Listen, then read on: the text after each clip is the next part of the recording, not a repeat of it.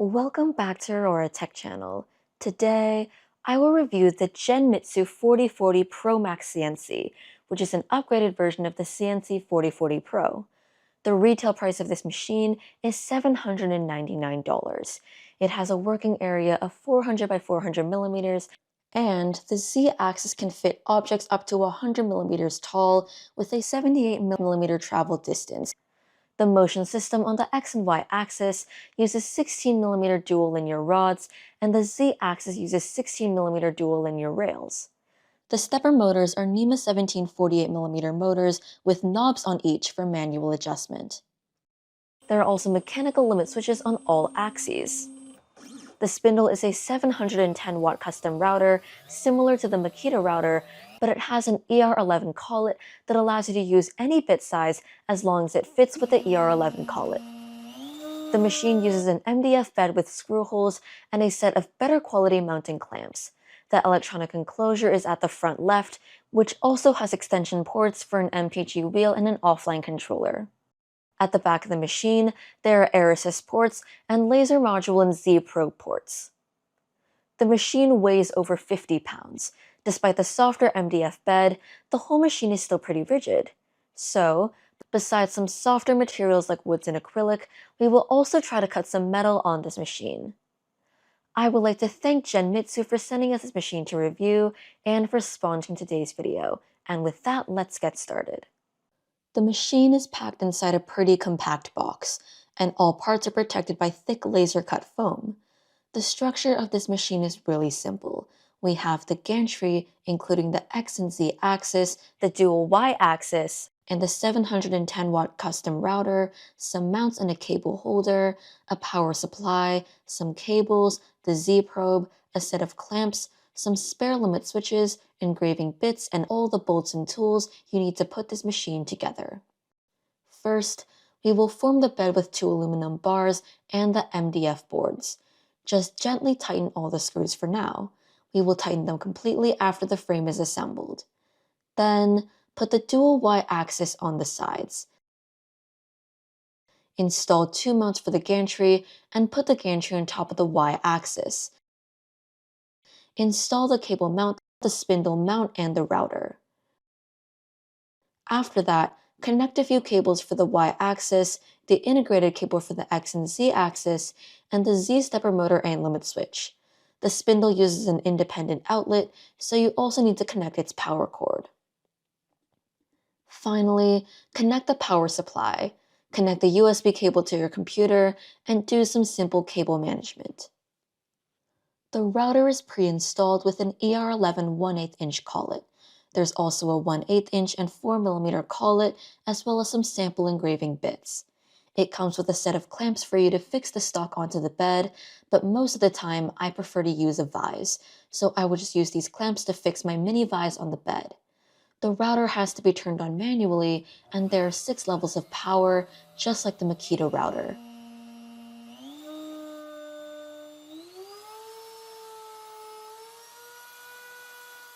I will use the candle software to connect to the machine. Let's home it and make sure everything is working.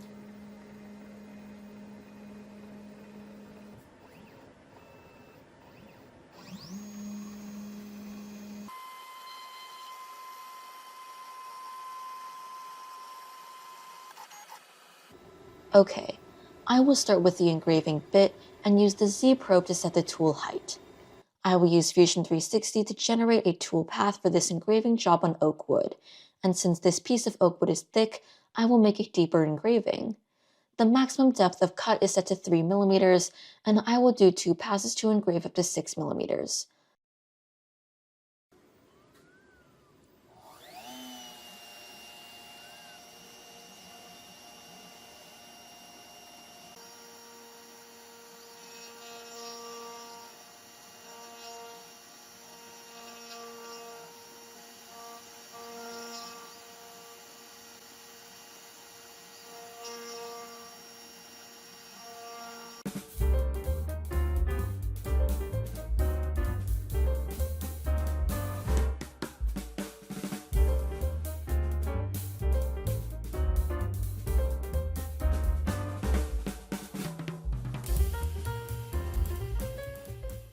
Okay, the job is done in about 17 minutes.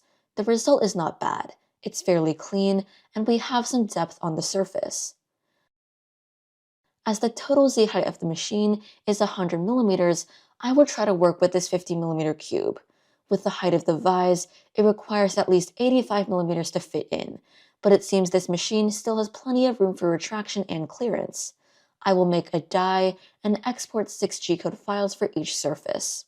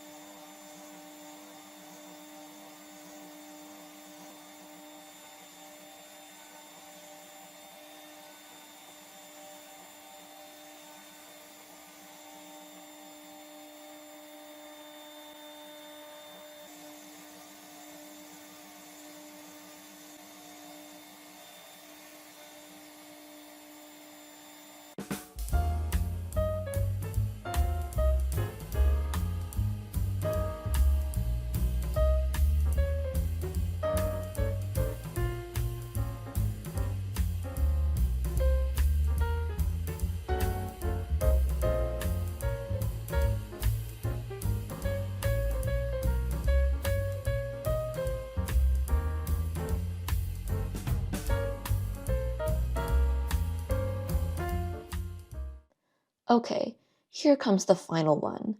I like to use a vise because it's easy to align. Once you set the origin to the left corner of the vise, you can just align the stock with the vise, and you don't have to zero the X and Y axis every time.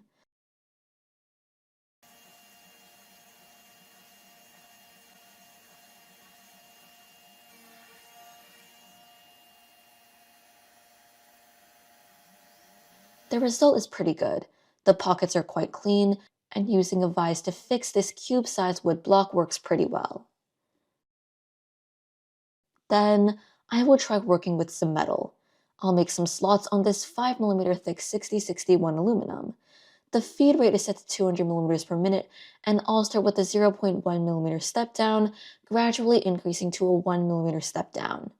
In Fusion 360, slot operations will move back and forth to reach the maximum step down, which is easier on budget machines.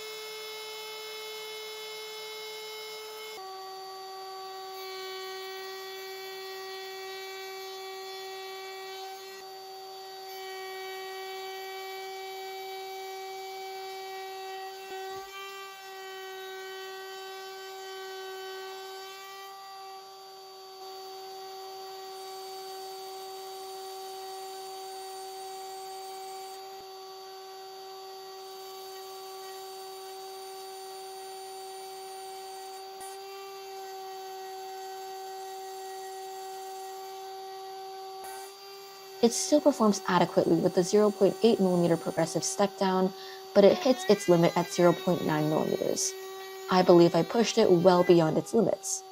As you can see, compared to a new end mill, the one I just used is noticeably worn out. The results from the 0.1 to 0.4 millimeter step downs are pretty good, but starting from 0.5 millimeters, the surface becomes less clean. However, we typically wouldn't push it this far during a normal job. Next, I'll mill 2 more pockets at a 0.3 millimeter step down with a 200 millimeter per minute feed rate.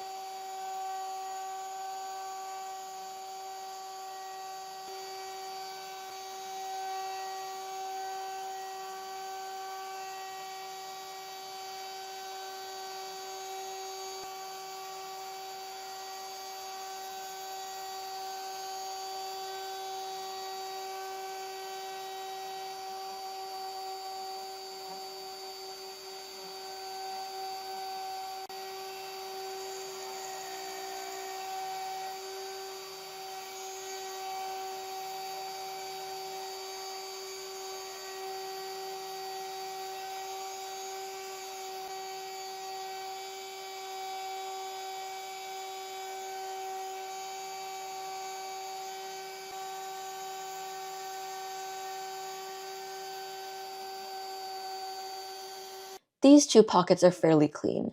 The 20mm diameter circle finished at 19.84mm, and the square turned out a bit better at 19.9mm. A 0.1mm accuracy is still acceptable for a budget machine operating at a 0.3mm step down and 200mm per minute feed rate. Finally, I will mill a coin. I'll be using some failed test coins from the fiber laser machine I reviewed last week, so I will start with the facing operation to clean the surface. I will use a 0.1mm step down at a 200mm per minute feed rate running 2 passes. Then, I'll make a slot with a 0.25mm step down at the same feed rate.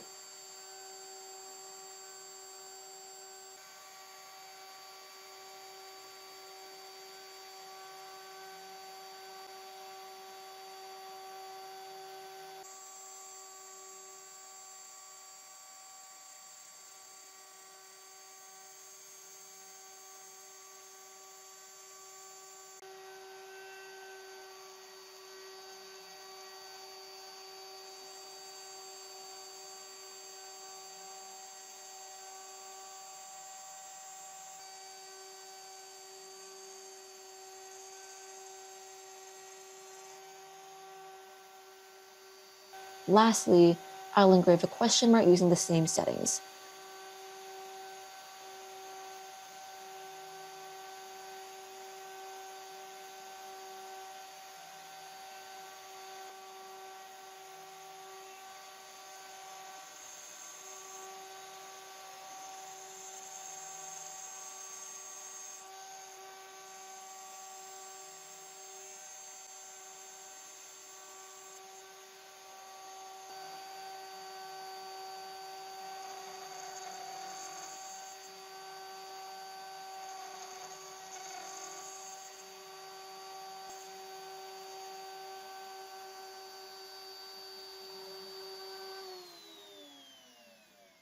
I think the results are pretty good.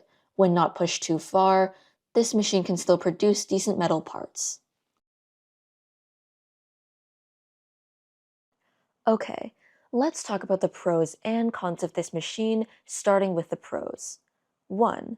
The frame of the machine is heavy, the build quality is good, and it's in line with more expensive Genmitsu machines that I've tested. The clamps that came with the machine are also higher quality than average. 2. The new 710-watt custom router is powerful, unlike the old 4040 Pro and other machines, which came with a 75-watt to 300-watt spindle. I normally use a Makita router on those to get more power, but the problem with the Makita router is it only supports quarter-inch bits by default. If you need to use more common 1/8-inch bits, you need to add an adapter. The Makita router also costs an additional $160, so I definitely prefer this 710-watt custom router with an ER11 collet rather than a regular small spindle. 3. The Z-axis has been upgraded to linear rails, so it's more rigid than the old 4040 Pro.